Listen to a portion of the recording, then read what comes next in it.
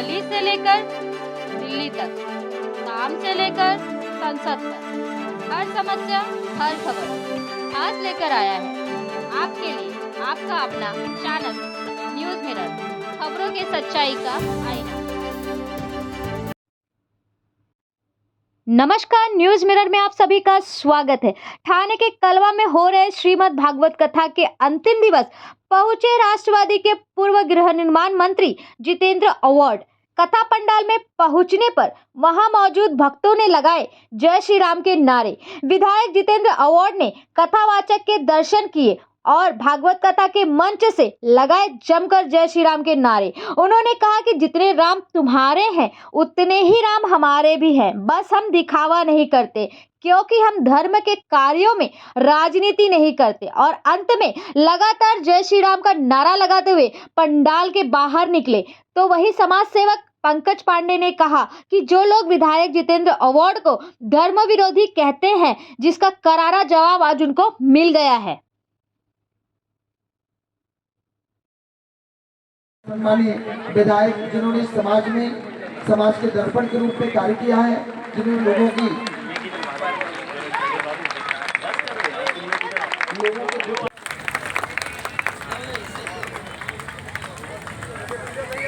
सम्मान्य के मर्यादा पुरुषोत्तम श्री राम की, मर्यादा पुरुषोत्तम जय श्री राम की।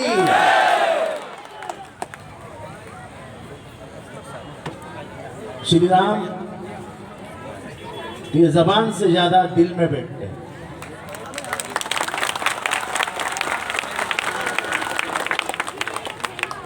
आप लोगों की सेवा यही ईश्वर सेवा में मानता हूं। मुझमें तो हर एक में एक श्री राम दिखता है। इंसान अगर श्री राम ने जो किया उतना करेगा तो ये देश में शांति और अमन कायम रहेगा। जो अपने पिताजी की प्रतिष्ठा और मां को कहा हुआ शब्द उसका पालन करने के लिए 14 साल वनवास जाता है, उसके बारे में क्या कहना। जो अपने मां के प्रति इतना आदर रखता है, जो अपने पिताजी का शब्द नीचे नहीं गिरना देता है। आज के नौजवानों को वो सीखना चाहिए कि माँ पिताजी का वैसा ही आदर करना चाहिए जैसे श्री राम करते थे। दुष्ट को, अधर्म को खत्म करने के लिए जब उसने धर्म का धनुष्यबाण उठाया तब उसने अधर्म को खत्म कर दिया, वैसे श्री राम। लेकिन हम आजकल हमारे दिल में रावण रहता है और मुंह में राम रहता है।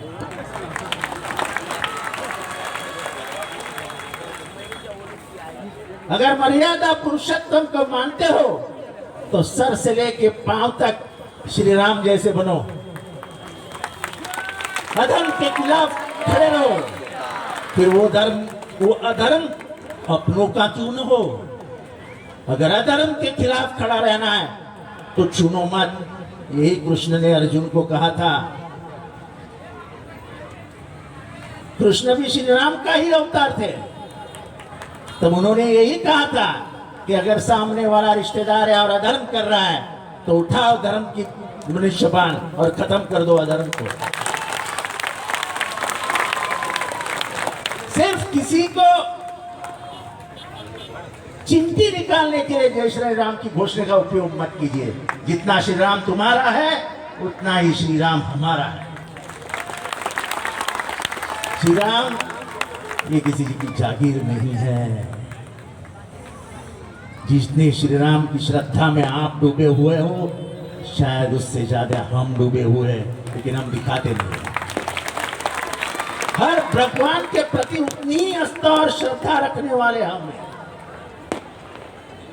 हमारे मां के प्रति उतनी ही श्रद्धा थी, हमारे पिताजी के प्रति हमारी उतनी ही श्रद्धा थी जितनी हमारी भगवान के ऊपर है। आखिर में मेरे माँ बाप ही मेरे गुरुदेव थे, मेरे देव थे, मेरे भगवान। उनसे जो सीखने को मिला, उन्होंने जो मार्ग दिखाया उनके ही संस्कार के ऊपर मैं आगे बढ़ रहा हूँ, जैसे श्री राम ने।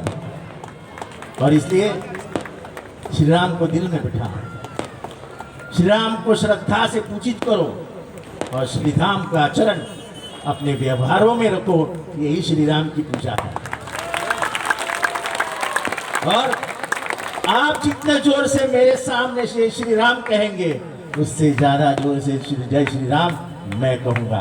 बोलो जय श्री राम, जय श्री राम, बोलो जय श्री राम। नमस्कार। सहूलियत होती है, लाइट 24 घंटे यहाँ रहती है। एक जमाने में हमने देखा रास्ता ही नहीं था, लाइट ही नहीं थी, आए दिन कल अंधकार रहता है। अंधकार को दूर करने वाला ही तो श्री राम है। तो हमने आपकी सेवा की है, जनता की सेवा की है, आपको श्री राम कर मान के। तो इस जनता जनार्दन के रूप में श्री राम मेरे सामने खड़ा है, उसका आशीर्वाद लेने में यहाँ आया हूँ। आप कृपया मुझे ऊपर आशीर्वाद रखिए, इतनी ही विनती आपको करता हूँ, इजाजत देता हूँ। जय श्री राम।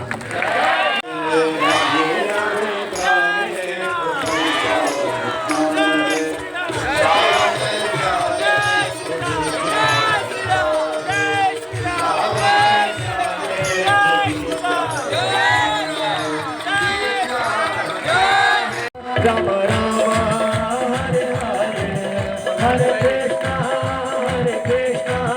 कृष्ण कृष्ण हरे हरे, हरे राम राम बोल, हरि बोल, बम भोले भोले। तो ब्राह्मण जनजागरण संस्था के द्वारा जो श्रीमद् भागवत कथा का आयोजन किया गया था, सारे कस्बा और जितने भी रहवासी हैं सबके सपोर्ट में सहयोग से हुआ। और आज 7वां दिन है। पहले दिन से लेकर आज 7वां दिन आज कथा संपन्न हुआ। कल सुबह हवन है। हवन के बाद हमारे यहाँ विशाल भंडारा रखा गया है। 1 बजे से लेकर 5 बजे तक भंडारा चलेगा। और संस्था में लोग कहते हैं कि घर का मुखिया ये घर नहीं संभाल सकता, लेकिन हमारे शुक्ला भाई साहब, इनकी सही में जितनी भी तारीफ की जाए, जितनी भी महानता की जाए वो कम है। कि जो भी कभी हमारे में भी तू में होता है, हम भी इनके पास जाते हैं, हम भी नाराज़ हो जाते हैं, लेकिन कितने आराम से, कितने धीरे से ये कब सॉल्व कर लेते हैं। कभी कभी हम भी चकित रह जाते हैं, भैया ने कौन सा जादू सीखा है। लेकिन हाँ, जो भी भाई साहब के नेतृत्व में होता है प्रोग्राम, वैसे भी ब्राह्मण जागरण संस्था बहुत सारी काम करती है। बच्चों को बुक वितरण लेते हुए, दिवाली में मिठाई वाटप लेते हुए बहुत सारी प्रोग्राम है इनका। नए साल में कैलेंडर रहता है। तो ये साल अभी हुआ नहीं, लेकिन नए साल का ब्राह्मण पंचांग वितरण रहता है। बहुत संस्था हमारी बीच में कार्य को बहुत सारी कार्य करते रहते हैं। और उसका करुणोद्धार हमारे अनिल शुक्ला भैया है। और कथा के अंतिम दिवस पर राष्ट्रवादी के विधायक जितेंद्र आवाड़ जी ने यहाँ पर उपस्थिति दर्ज की और यहाँ पर उन्होंने उनके प्रवेश पर जिस तरह यहाँ पर जय श्री राम के नारे लगाए गए, पूरा वातावरण जय श्री राम से गूंज गए। जितेंद्र आवाड़ ने भी जय श्री राम के नारे में उसके लिए क्या कहना चाहिए? नहीं, उसके लिए मैं ये कहना चाहूँगा, जो साहब को कुछ लोग हैं ऐसा बोलते हैं कि ये हिंदुत्व मुद्दा नहीं लेते, अदर मुद्दा लेते हैं। आज उन्होंने साबित किया इस मंच से कि मैं भी हिंदू हूँ, मैं भी राम को चाहता हूँ। और वो यहाँ से जब से मंच से आते वक्त जाते वक्त राम जी का नारा लगाते हुए गए। और उन्होंने ये बताया, ये सबको बताया कि देखो जो लोगों की भावना है वो लोगों तक ही रहने दो, लेकिन हमारे अंदर भी राम है, हम भी राम के हैं और राम सबके अंदर। और सबसे बड़ी बात की अभी हमारे तिवारी भैया ने बताया, हमने सुना था कि अयोध्या में राम आए थे, लेकिन हमारी इतनी नसीब अच्छी कि हम देख पा रहे हैं कि राम हमारे सामने आ रहे हैं। इससे बड़ा नसीब की बात क्या समस्त सनातन धर्म की पीढ़ी जो है 22 जनवरी को अयोध्या में राम मंदिर में रामलला की वहाँ पर प्राण प्रतिष्ठा होने जा रही है। तो उसके उपलक्ष्य में पूरे कलवा में किस तरह का माहौल होगा, किस तरह का कार्यक्रम वहाँ पर भी कुछ रखने की आजमाइश गुंजाइश है? नहीं, कलवा में जिस तरीके से 22 तारीख को रामलला आ रहे हैं अयोध्या में, कलवा में बहुत सारे प्रोग्राम किए गए और मेरे माध्यम से भी हमने पौनपड़ा नाके पे प्रोग्राम रखा हुआ है। और सब हमारे ब्राह्मण जनजागरण संस्था के जितने भी लोग हैं सब उसमें सम्मिलित रहेंगे, और उस दिन तो मैं उतना कह नहीं सकता, लेकिन इतना है कि दिवाली तो दूर की बात, लेकिन ये नई दिवाली बन जाएगी।